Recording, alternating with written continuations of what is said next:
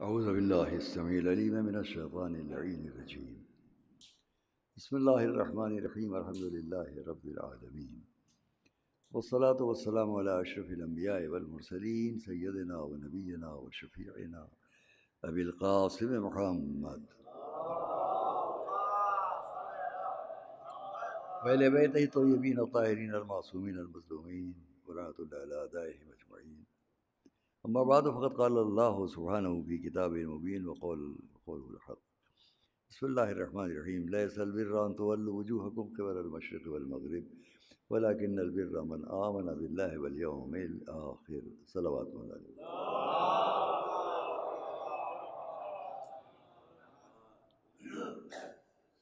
ہم پوری آیت کے ایک فقرے کو آپ کے سامنے پیش کر رہے ہیں جو قرآن کریم کے دوسرے سورہ البقرہ کی 177 نمبر کی آیت ہے، اور اس پر یہ شروع اور بعد میں کچھ آپ سے عرض کرتے رہے ہیں. دیکھیے عزیزان گرامی، پہلی بات تو ہم یہ کہہ دیں کہ جو عزاداری ہماری اور آپ کی زندگی کے ساتھ وابستہ ہے، اس کو اس طرح سے نہ لیں لوگ کہ جس طرح دنیا کے اور بہت سے پروگرام ہوتے ہیں. ہر پروگرام ہر مذہب کا محترم ہے، قابل احترام ہے، جو جس مذہب میں بھی جہاں اپنے یقین رکھتا ہو. لیکن یہ سبھی جانتے ہیں کہ عزاداری کا جو مشن ہے یہ سب سے الگ ہے، اور ہمارے بھارت سے اس کا بہت بڑا رشتہ ہے. میں کسی اور ملک کی بات نہیں کرتا، ہمارے ملک سے عزاداری کا بہت بڑا رشتہ ہے. اور صرف یہ کہہ سکتے ہیں ہم کہ چونکہ عزاداری ایک عنوان ہے، ایک سرخی ہے، ایک ٹائٹل ہے، دنیا کو یہ سمجھانے کا یہ پورا مشن عزاداری کا اتفاق سے ان لوگوں کے درمیان ہے کہ جن میں سے دنیا میں آج تمام مسلمان یہ کہیں گے کہ دونوں مسلمان تھے، دونوں طرف مسلمان تھے. تو کم سے کم یہاں پر یہ بھی ثابت ہو جاتا ہے کہ اسلام ہر اس جگہ جنگ کرنا چاہتا ہے حق والی، کہ جہاں سامنے باطل ہو.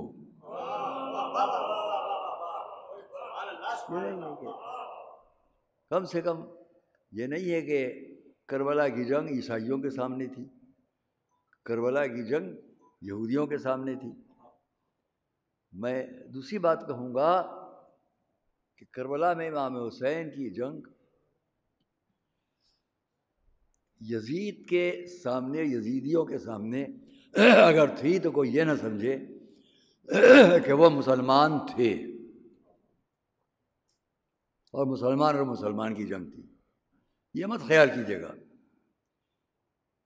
کیونکہ اس جنگ کے اتنے پہلو ہیں، اتنے رخ ہیں کہ اگر میں اسے بیان کروں تو بڑا وقت صرف ہوگا. مگر یہ سمجھ لیجئے کہ امام حسین کا مقابلہ کسی مخالف اسلام صف سے نہیں تھا، بلکہ ان لوگوں سے تھا جو کسی بھی مذہب کے بدترین انسان ہو سکتے ہیں. عیسائیوں میں جو بدترین ہوں، یہودیوں میں جو بدترین ہوں، مشرکوں میں جو بدترین ہوں، جو بدترین لوگ انسانیت کے ہو سکتے ہیں، وہ کربلا میں سامنے تھے. امام حسین نے ان سے مقابلہ کر کے یہ بتلا دیا کہ اصلی اسلام یہاں ملے گا جہاں ہر ظالم کے مقابلے پر کھڑا ہو جانا ہے. صلوات محمد علی نہیں ہے.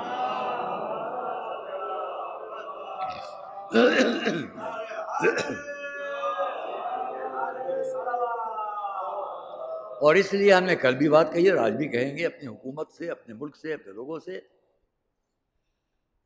اس کو میں بہت تفصیل سے اور جگہوں پڑھ چکا، یہاں بھی. اب اس وقت تو موقع نہیں، شاید بعد میں کہوں. لیکن ایک بات ہے، ہم اپنے ملک کے منصف مزاج لوگوں سے ایک بات کہیں گے.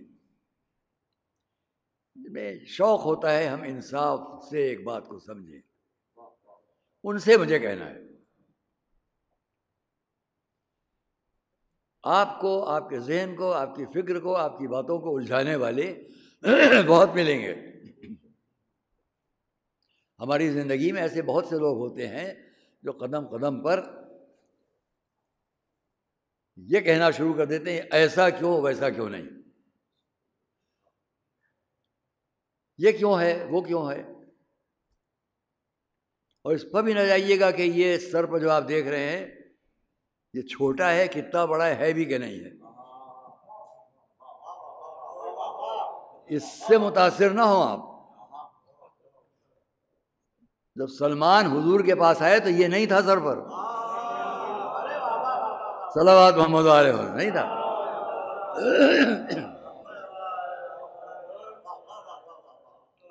اس سے متاثر نہ ہوں۔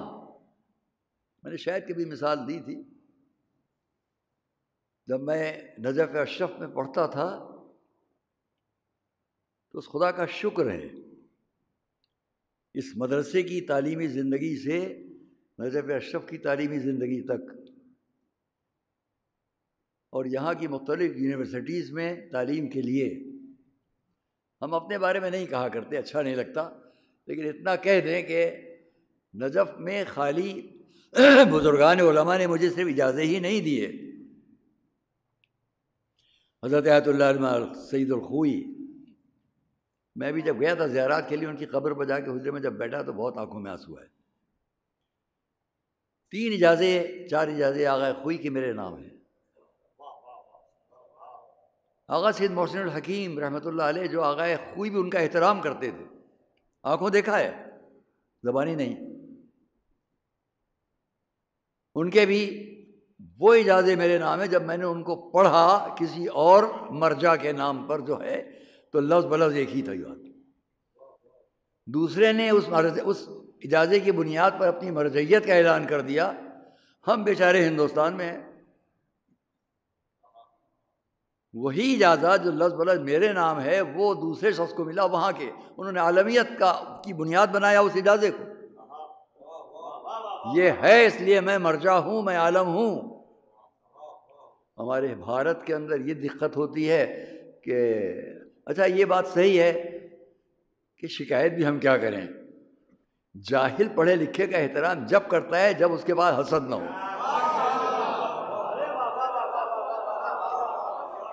صلوات محمد والے محمد۔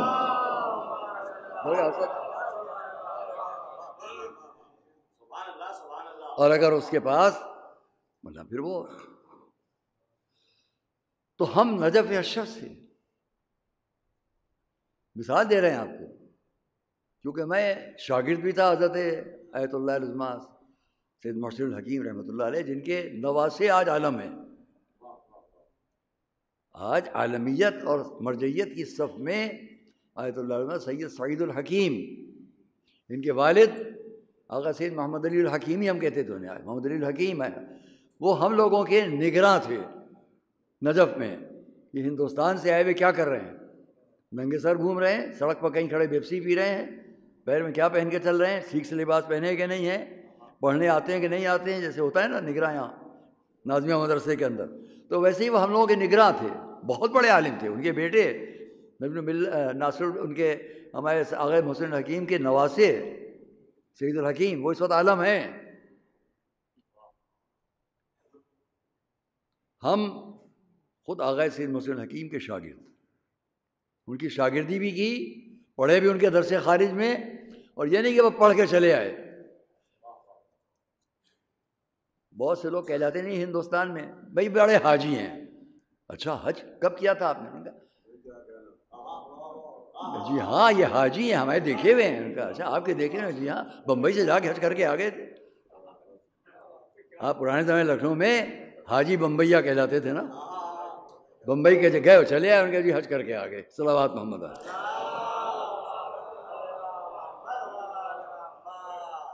ہم نے وہاں، اب میں چلیے ان مثالوں کو جاؤں تو صاحب کو دیکھا، میں جلدی سے کہہ دوں کہ پاس جو بہت سے لوگ آتے جاتے تھے، اس میں مجھے ایک شرف اور بھی تھا کہ میں ان کا سیکرٹری بھی تھا۔ کسی عالم کا سیکرٹری ہونا یہ زبانی نہیں ہے، ان کی سندیں میرے پاس ہیں، اجازت ہیں میرے پاس، سرٹیفکیٹ ہے۔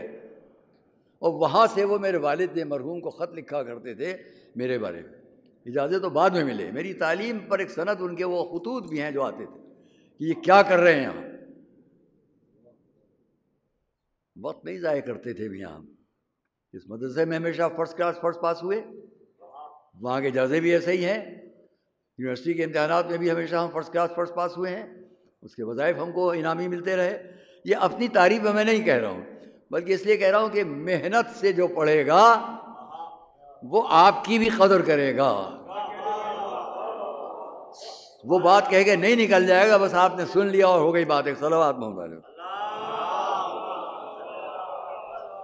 شاید میرے آفس میں یہاں ایک فوٹو لگا ہوا ہوگا میرا آغا حکیم کے ساتھ رحمۃ اللہ علیہ. تو اس وقت جب میں نے ان سے اجازت لی، میں چاہتا ہوں آپ کے ساتھ میرا ایک تفصیلی واقعہ چھوڑتے، تو انہوں نے کہا فرمایا اس کا لحاظ رکھنا کہ اور کوئی نہ بیٹھے. کیوں کہا یہ بعد میں سمجھ میں آئی بات. ایک صاحب آ گئے گھس کے، اس فوٹو میں آپ دیکھیں گے کہ ایک صاحب کا زانو نظر آ رہا ہے. جس کیمرہ مین کو ہم لائے تھے اس کی خوشی کی حد نہ تھی کہ ہمارا آج یہ موقع ہے. تو اس نے جو فوٹو لیا اس نے مجھ سے کہا حمید الحسن تم ہٹ جاؤ، میں آغا کا اکیلا ایک فوٹو لوں گا.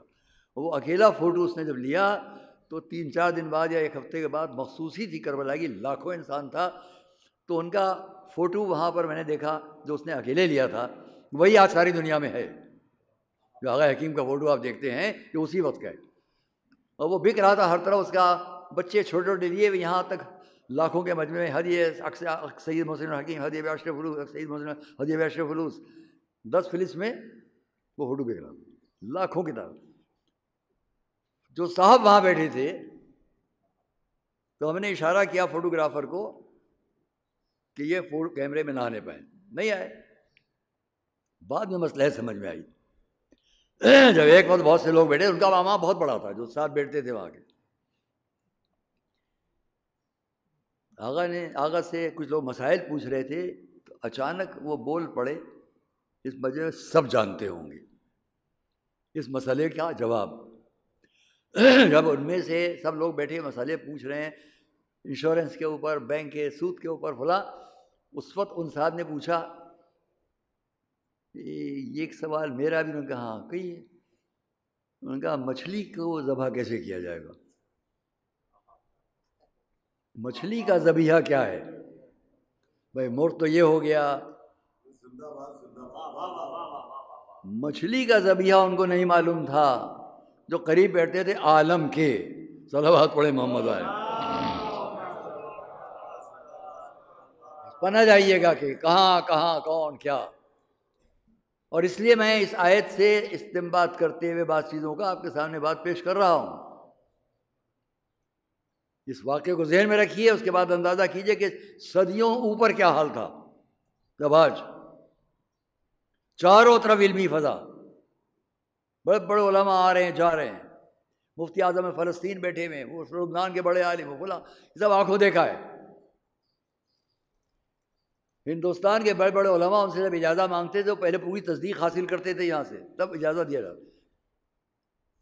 وہاں آسان نہیں تھا. ان واقعات کو کبھی بھی ہم بیان کریں آپ کے سامنے، الحمدللہ کہ ہم آپ کے سامنے جو کچھ بیان کرتے ہیں پوری طرح دیکھ کر پڑھ کر. کوئی صاحب یہ سوال نہ کر لیں یہ کہاں ہے. آپ نہیں صحیح، یہ کیمروں بجا رہی بات، ساری دنیا میں جانے کون صاحب کہاں سے مجھ سے کیا پوچھ لیں. اس کی احتیاط چاہیے. اب میں نے آپ کے سامنے قرآن کریم کی آیت کو پڑھا، لیس البر ان تولوا وجوہکم قبل المشرق والمغرب. ہم نے کیوں اہل بیت کا موضوع اختیار کیا ہے؟ قرآن، اسلام اور اہل بیت. کیوں؟ کیونکہ اس پر میں سال بھر سے بہت سی تقریریں کر چکا ہوں کہ قرآن کریم کے بارے میں جو لوگ کہتے چلے جا رہے ہیں ان کو مطمئن کر سکوں. اور الحمدللہ وہ تقریریں ہماری پوری دنیا میں بہت گئیں. کیونکہ خالی مجھے آپ سے ایک رسپانس جواب نہیں چاہیے، بلکہ یہ جہاں تک جائے، میں ہمیشہ ایک بات کہا کرتا ہوں، یہ حسینی لوگ کسی کو بھی مسلمان بنانے کے لیے نہیں اٹھے ہیں. حسینیت سے وابستہ ہر انسان سے یہ چاہتا ہے آپ اسلام کو سمجھیں یا نہ سمجھیں، اتنا سمجھ لیں کہ کم سے کم حسینی ظالم نہیں ہوتا ہے۔ صلوات محمد و آل محمد پر۔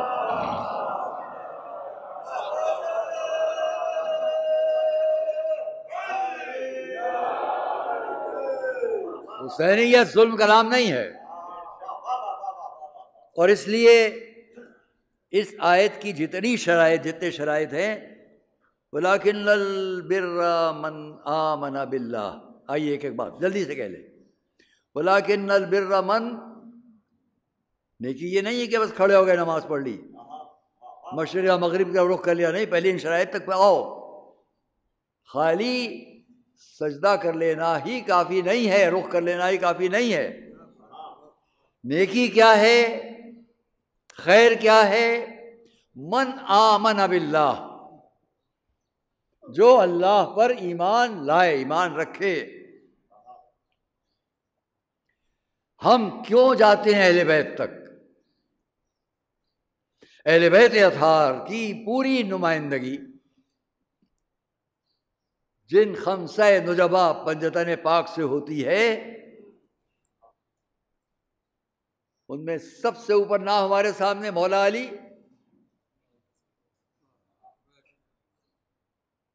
کل اس خطبے کے آخری ابتدائی فقرے میں نے کچھ پڑھے تھے، اسی خطبے کے آخری ایک فقرہ سناؤں۔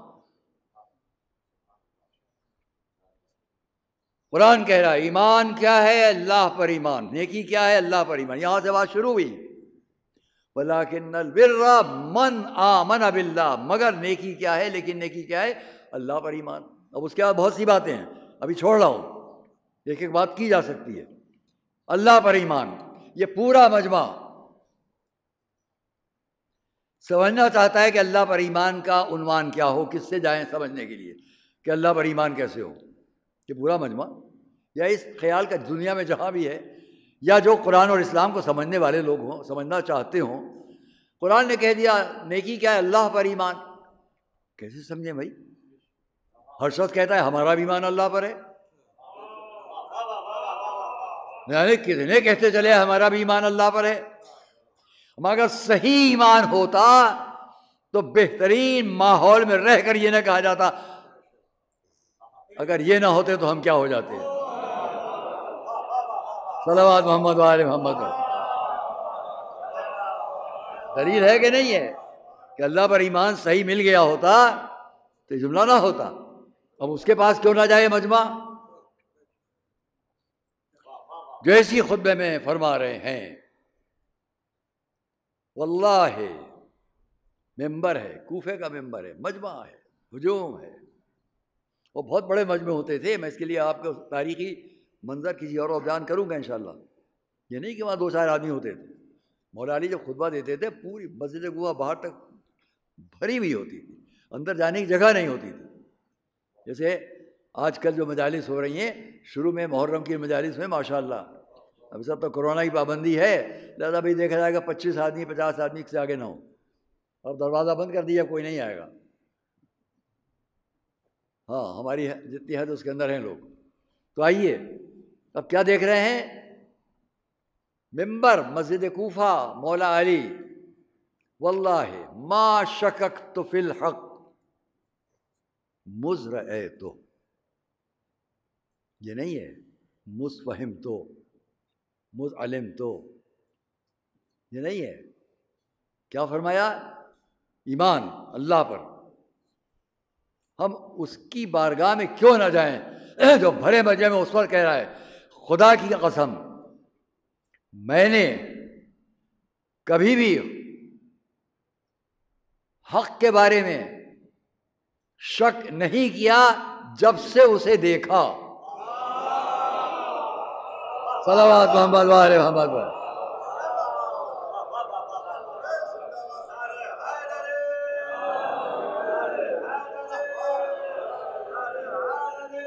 جب سے اسے دیکھا، اور کیوں نہ کہے یہی جملہ وہ کہ ایک شخص نے مولا حضور اکرم کی خدمت میں ہے، ہمارے حضور کی خدمت میں، اور اس نے پوچھا یا رسول اللہ میں چاہتا ہوں کہ مجسم حق کو سامنے دیکھوں. بھائی حق عقیدہ ہے، حق ذہن ہے، حق فکر ہے، اس کو جسمانیات کی کیفیت میں سامنے دیکھوں. بہت بڑا سوال کیا اس نے کہ اتنے میں دروازے سے مولا علی نکل رہے ہیں اور میں دیکھ وہ ہے مجسم حق صلوات محمد علیہ.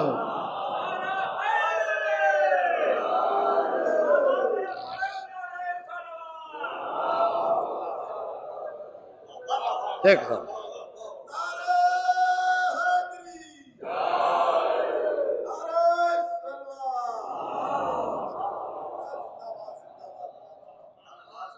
اور پھر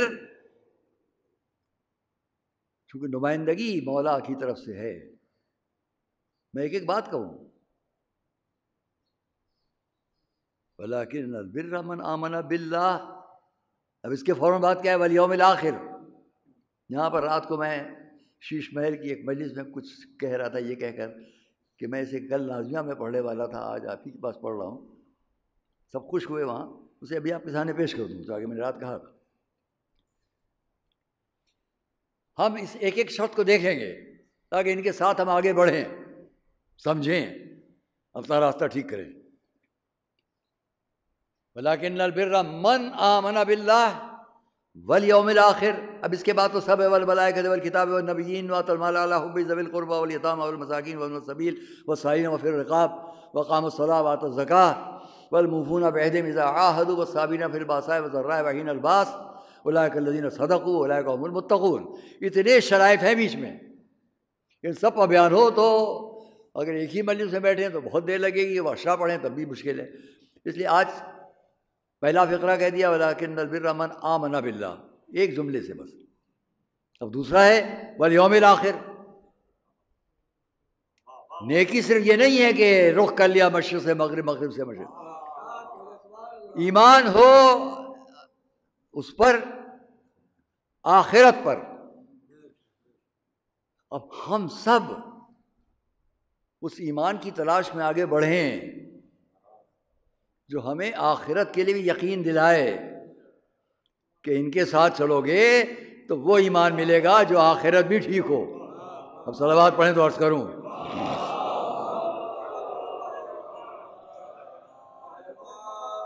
یہاں میں ایک وہ بات جو بہت عرصے سے پڑھتا رہا ہوں آپ کے سامنے دہرا دوں، مگر بہت جلدی اس کے بعد جو کہنا ہے عرض کروں. دیکھیے قرآن کریم میں یوں تو میں آپ کے سامنے کل انشاءاللہ یا پرسوں موقع ملا تو بیان کروں گا کہ پورا قرآن در اہل بیت سے کیوں وابستہ ہے اور اہل بیت اطہار قرآن کی مفہومیت میں کیوں واضح ہیں. نعرہ صلوات.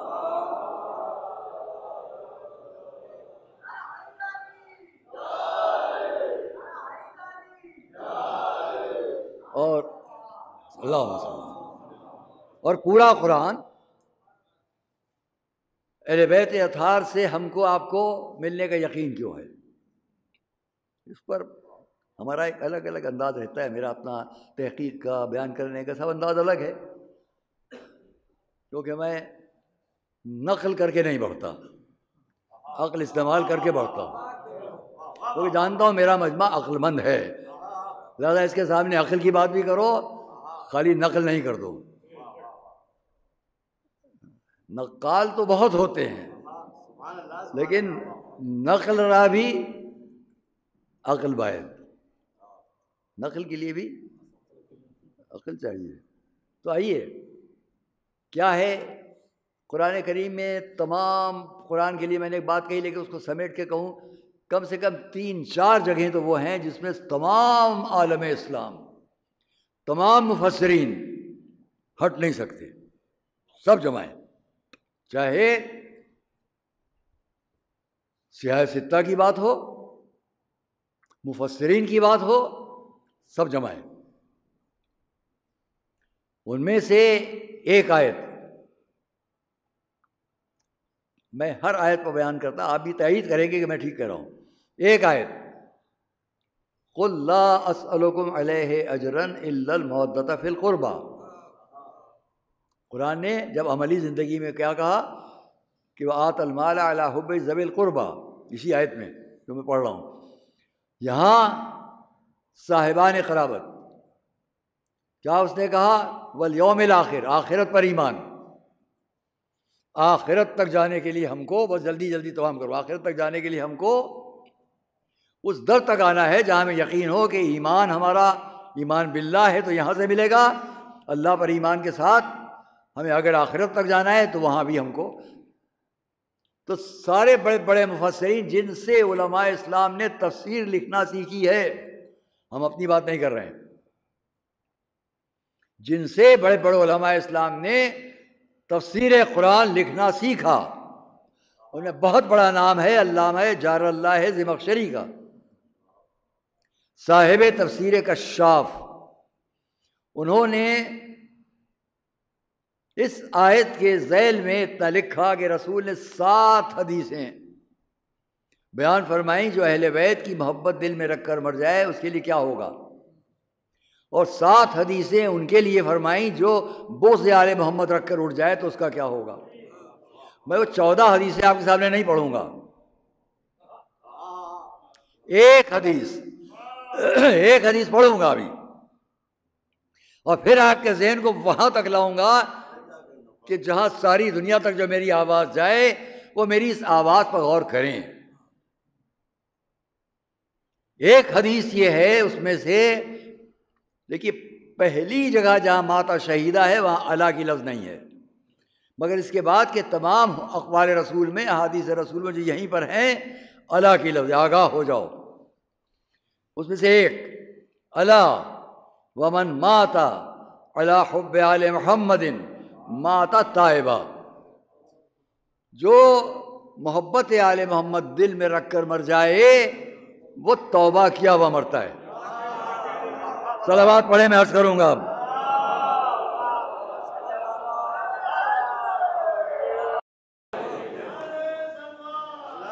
سب کو یاد رہے گا انشاءاللہ. آج تک آپ نے ہزارہ مجلسیں سنی ہوں گی، یہ بات جو کہنے جا رہا ہوں نہیں سنی ہوگی. جیسے اس دن آپ نے فرمایا ہزارہ مجلسیں سن چکے، وہ واقعہ نہیں سنا، ویسے اس بات کو بھی کہنے جا رہا ہوں. فکر ہے اپنی اپنی. امام بخاری کی طرف یہ نسبت دی گئی کہ انہوں نے صحیح بخاری میں 6 لاکھ جھوٹی حدیثوں سے یا 4 لاکھ جھوٹی حدیثوں سے نکال کر یہ احادیث جمع کی. یہ میں اس لیے کہہ رہا ہوں کہ یہ ہم آپ سب جانتے ہیں کہ جھوٹے احادیث بہت سے بنے کہ نہیں بنے، سب جانتے ہیں، میں اور آپ نہیں خالی. سارا عالم اسلام مانتا ہے کہ جھوٹے احادیث، جھوٹی حدیثیں رسول کی طرف منسوب کی گئی. مثلا انا مدینۃ العلم وعلی بابھا، رسول نے فرمایا. چین نہیں پڑا، یہاں بھی بنا لو، یہاں بھی بنا لو. یہاں بھی کئی حدیثیں بن گئیں، نقل نہیں کروں گا، یہ کہہ دوں انا مدینۃ العلم و فلان جدرانھا. رات کو میں نے دوسری پڑھی تھی، وہاں یہاں یہ پڑھ رہا ہوں، میں شہر علم ہوں اور فلاں صاحب اس کی دیواریں ہیں. اب کون سا شہر ہوگا ایسا جس کے چاروں دیواریں کھنچ جاتی ہوں؟ اچھا ہوگا دیوار ہے بھی تو دیوار کا کام کیا ہے؟ آنے سے روکے. دروازے کا کام کیا ہے؟ جو غلط ہے آنے نہ دے، جو صحیح ہے اس کو آنے دے.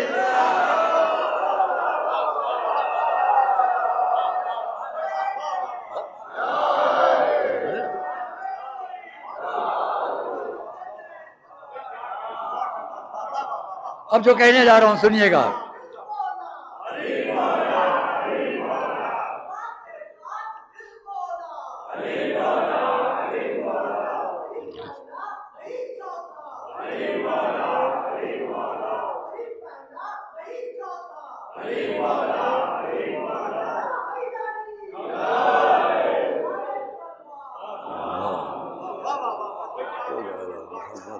آئیے اب ہم یہاں اگر یہ دیکھیں کہ کتنے احادیث ہوئے کہ نہیں ہوئے. بڑے احترام سے کہوں گا ایسے لوگوں سے، اس لیے کہ حدیث کا بنا لینا، رسول کی طرف منسوب کر دینا کوئی معمولی کام نہیں ہے. وہ اتنا باصلاحیت تو ہو کہ وہ لکھے ہو لوگ یقین کر لیں ہاں یہ حدیث ہے. آسان نہیں ہے، کیونکہ جو کسی زبان کے ماہر ہوتے ہیں، ابھی آپ کے سامنے میر انیس کا مرثیہ رکھا جائے اور اسی میں مرزا دبیر کے اشعار کو ملا دیا جائے تو آپ فوراً کہہ دیں گے، اگر حساس ہیں، سمجھدار ہیں، اس فن سے واقف ہیں، آپ فوراً کہہ دیں گے یہ یہاں سے میر انیس نہیں ہے۔ قرآن کریم کا یہ بھی ایک معجزہ ہے کہ قرآن کی آیت کسی عربی عبارت میں جا کے رکھ دو، معجزات قرآن میں یہ بھی لکھا گیا ہے کہ قرآن کی کوئی آیت کسی عربی زبان کے بڑے سے بڑے ماہر کی عربی عبارت میں لے جا کے رکھ دو، فوراً پہچان لیا جائے گا یہ آیت ہے۔ بیچ میں یاد آ گئی بات، اس لیے کہہ رہا ہوں قرآن کا یہ معجزہ ہے معجزات قرآن میں کہ نہیں مولانا؟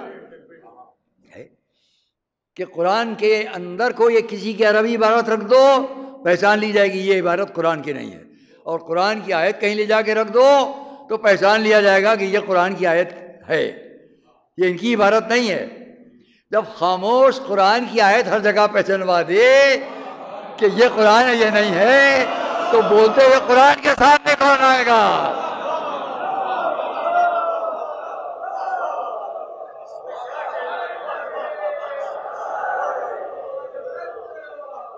اس کے سامنے کون آئے گا جو بھرے مجمع میں اعلان کرے انا کلام اللہ الناطق؟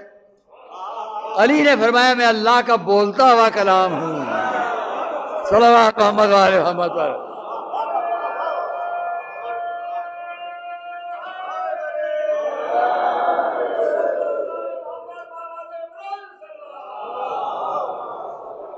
عزیزان گرامی، چاہے آج وقت سے پہلے ہی مجلس ختم کر دوں، لیکن میں ایک بات جو کہنا چاہتا ہوں وہ کہہ کے باقی جو اور بہت سی باتیں چھوڑتا ہوں، اسے اب انشاءاللہ کل میں آپ سے کہوں گا کہ جعلی مصنوعی اتنے حدیث بنا لینے والے، ان سے بڑے ادب سے احترام سے کہوں گا ہمیں ایک حدیث اور بنا لو۔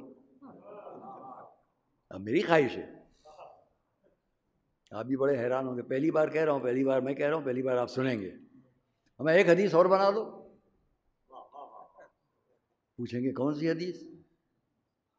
لکھو الا ومن مات علی حب فلاں صلوات محمد و آل محمد۔ یہ بھی معجزہ ولایت اہل بیت ہے کہ یہ حدیث نہ بن سکی، بنائیے الا ومن مات علی حب الصلاۃ مات تائبہ، جو نماز کی محبت دل میں رکھ کر مر جائے، بغیر نماز کی کچھ بھی نہیں ہے بھائی، ہے کوئی حدیث؟ الا ومن مات علی حب الحج ہے کہیں؟ الا ومن مات علی حب الصوم ہے کہیں؟ الا ومن مات علی حب الزکات، بھائی پیسے کے بڑے شوقین جی بہ کہہ دو، یہ بھی نہیں ہے۔ الا ومن مات علی حب آدم، الا ومن مات علی حب ابراہیم، ہمیں کسی کو تو لاؤ، کم سے کم یہی پہچان لو کہ ان سب کی محبت دنیا میں کام آئے گی جب تک کہ وہ محبت نہ ہو۔ صلوات محمد و آل محمد پر۔ محبت اہل بیت اگر ہے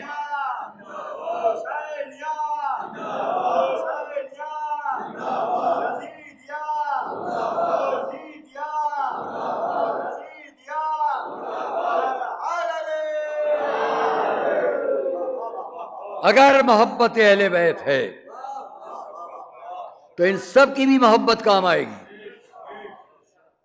اور یہ میں نہیں کہہ رہا ہوں کہ میں نے عقیدت میں کہہ دیا، عقیدے میں کہہ دیا، محبت میں کہہ دیا، مودت میں کہہ دیا، جو کچھ کہتا ہوں اس کے پیچھے بھی کچھ دلیل ہوتی ہے۔ میں حضور کی ایک حدیث آپ کے سامنے تلاوت کرتا ہوں، ایک صلوات محمد۔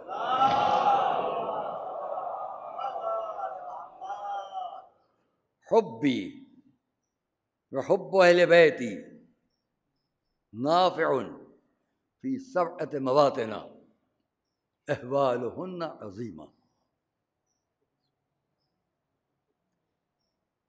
میں رسول فرما رہے ہیں میری محبت اور میرے اہل بیت کی محبت فائدہ پہنچانے والی ہے ان 7 جگہوں پر جن کا خوف بہت بڑا ہے.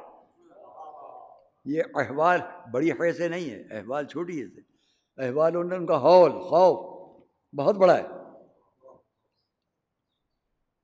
جس میں پہلی بات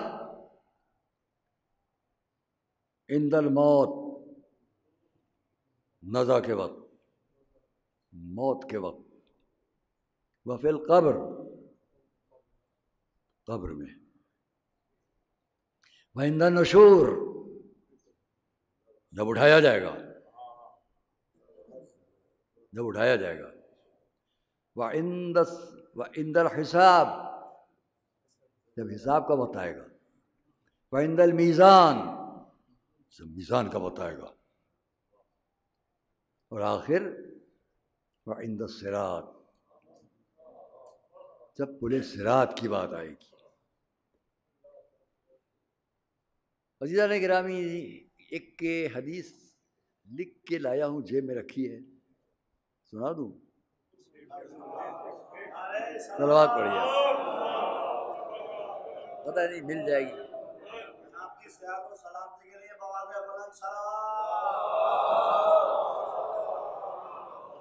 پتہ نہیں مل جائے گی کہ نہیں مل جائے گی، فوراً مجھے نہیں ملے گی، مجھے فوراً.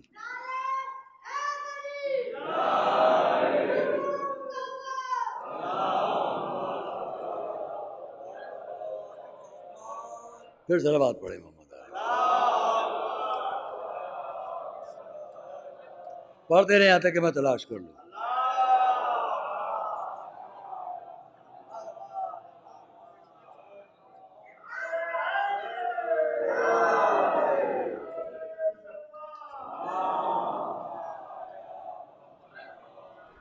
رکھا ہے آپ لوگوں کی یادداشت کے لیے، آپ لوگوں کے پاس پیش کروں.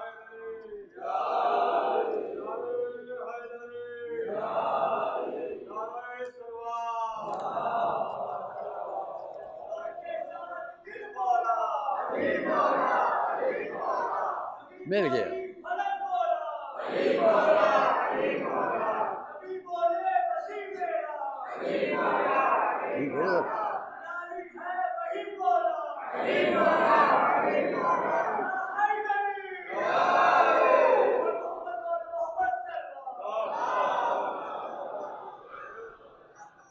یہ تو سبھی کو معلوم ہے حدیث کہ اگر نماز رد تو ہر عمل رد، ان قبلت قبل ما سوا، نماز قبول تو ہر عمل قبول. اب یہ بتائیے کہ اسلام میں مسلمانوں کے اتنے فرقے ہیں، کیا سب کی نماز ایک جیسی ہے؟ ہاں، ایک بات تمام نمازوں میں ہر مسلمان کے یہاں ہے، چاہے کچھ بھی اختلاف ہو، رکوع میں ذکر کرو یا تسبیح پڑھو، سورہ ایک اور پڑھو یا آیتیں پڑھو وغیرہ، قنوت پڑھو نہ پڑھو، لیکن ایک بات سب فرقوں میں مشترک ہے، اور وہ یہ ہے کہ سورہ الحمد سب جگہ پڑھنا واجب ہے، پہلی ہی دوسری رکعت میں پہلی منزل پر، نہیں تو نماز نہیں ہے. توجہ کیجیے گا، سورہ الحمد واجب. اب جو سورہ الحمد کے بغیر نماز نہ ہوگی، اس کے اندر کیا ہے؟ اہدنا الصراط المستقیم، ہم کو سیدھے راستے کی. ساری دنیا میں جہاں جہاں آواز آ رہی ہو، پڑھیں گے آپ کہ نہیں پڑھیں گے؟ اہدنا الصراط المستقیم فرمائیں گے کہ نہیں فرمائیں گے؟ نماز غلط ہو جائے گی. اب یہ بتائیے کہ جو ساری دنیا کہہ رہی ہے ہم کو سیدھے راستے کی ہدایت کر، یہ صراط مستقیم کیا ہے؟ پڑھیے صلوات محمد علیہ پڑھیں.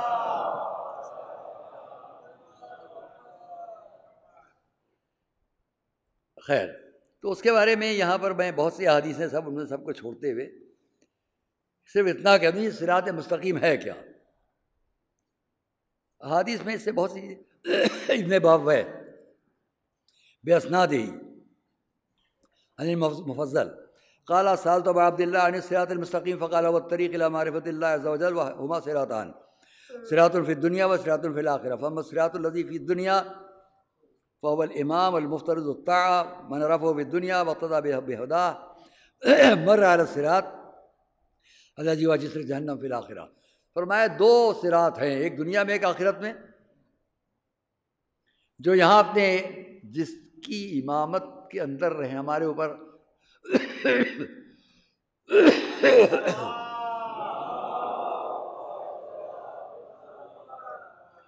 واجب ہے پڑھنا.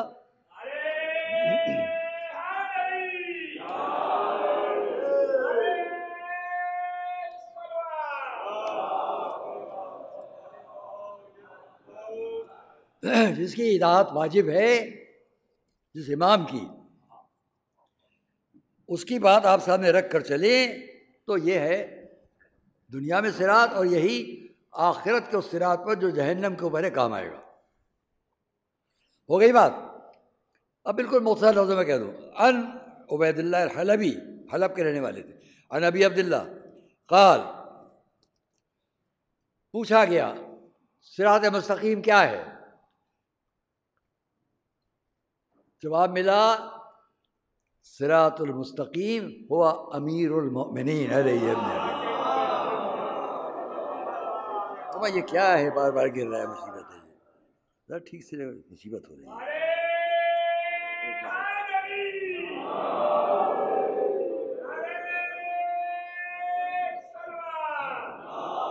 ڈسٹرب ہوتا ہے. چلیے چھوڑیے.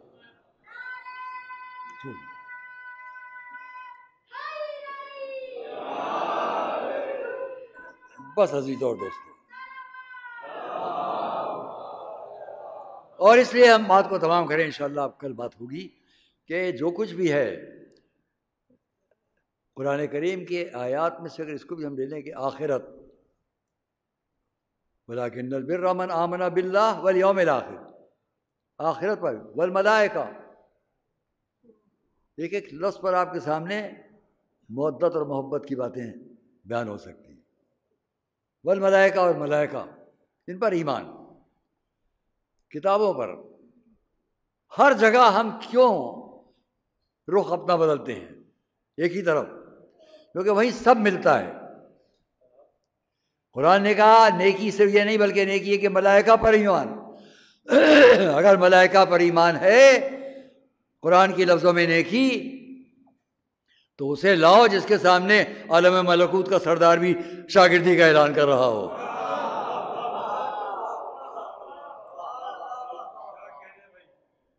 والکتاب، اور کتاب پر کس کی بات؟ یہ مجمع تو کہوں اشارہ دوں گا سب سمجھ جائیں گے. یا رسول اللہ میں پڑھوں کہ آپ؟ گیا بات گئی ذہنوں تک. اقرا یا علی نہیں ہے. یہ نہیں ہے کہ رسول کی گود میں علی نے فرمایا ہو. کیا میں رسول نے فرمایا اقرا یا علی، اے علی پڑھو؟ یہ نہیں ہے. میں نہیں کہہ رہا ہوں، بڑے بڑے علماء نے اس کو لکھا کہ حضور نے نہیں فرمایا گود میں علی کو لے کر اقرا یا علی، اے علی کچھ پڑھو.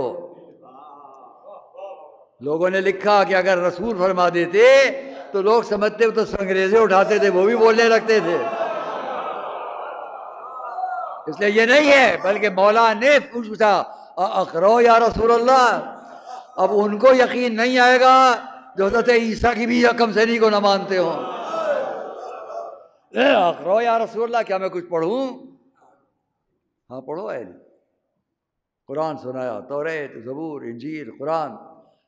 تو رسول نے فرمایا کہ توریت کو اس طرح پڑھا کہ اگر موسیٰ ہوتے تو کہہ دیتے مجھ سے بہتر پڑھی.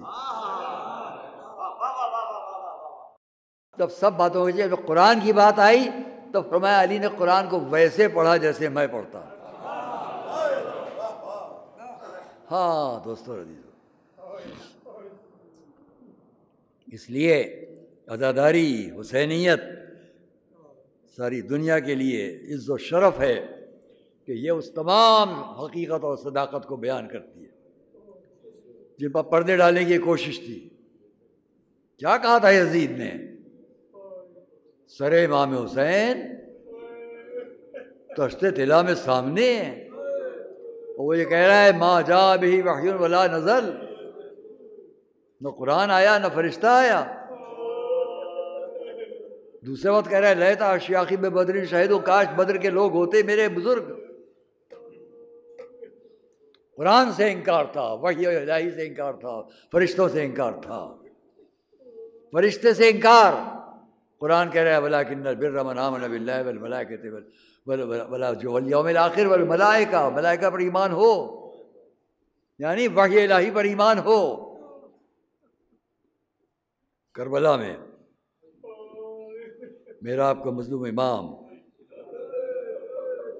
آج 5 محرم ہے، ہم لوگ امام کی مظلومہ بہن حضرت زینب کی خدمت میں تعزیت پیش کرتے ہیں، جہاں بیویوں کا بھی کردار کیا تھا۔ میری اور آپ کی شہزادی زینب، روایات میں نے اس تسلسل سے نہیں دیکھا، لیکن اپنے بزرگوں کی کتابوں میں اس سے متعلق میں نے خود دیکھا، وہ مجھے اچھا لگا، میرے ذہن میں محفوظ ہے، میں آپ کے سامنے پیش کر رہا ہوں۔ شب عاشور، ہر بیوی اپنے اپنے بچے کو، اپنے بھائی کو، اپنے وارث کو، دیکھو کل صبح ہو رہی ہے، رسول کا نواسا، نصرت میں کوئی کمی نہ کرنا۔ اس اپنے اس روایت کو میں نے اپنے بزرگ کی کتاب میں دیکھا، جس میں انہوں نے لکھا امام حسین خیموں کے درمیان سے گزر رہے تھے، گزرتے گزرتے اس خیمے کے سامنے سے گزرے کہ جہاں زینب تشریف فرما تھی، دیکھا دونوں بچے سامنے بیٹھے ہوئے ہیں، کچھ تبرکات رکھے ہوئے ہیں زینب، اور بتا رہی ہیں دیکھو یہ تمہارے دادا کا امامہ ہے، یہ ان کی زرہ ہے، یہ ان کی تلوار ہے، کل جب عاشور کا دن صبح آ جائے تو ہر بیوی اپنے اپنے بچے کو پیش کرے گی قربانی کے لیے، ایسا نہ ہو کہ کہیں میرا سر جھک جائے، تم بھی اپنے ماموں پر اپنی جانوں کو نثار کرنا۔ امام حسین باہر کھڑے رہ کر سن رہے تھے، رومال اپنی آنکھوں پر رکھا اور فرمایا اللہ میری بہن کو صبر دے۔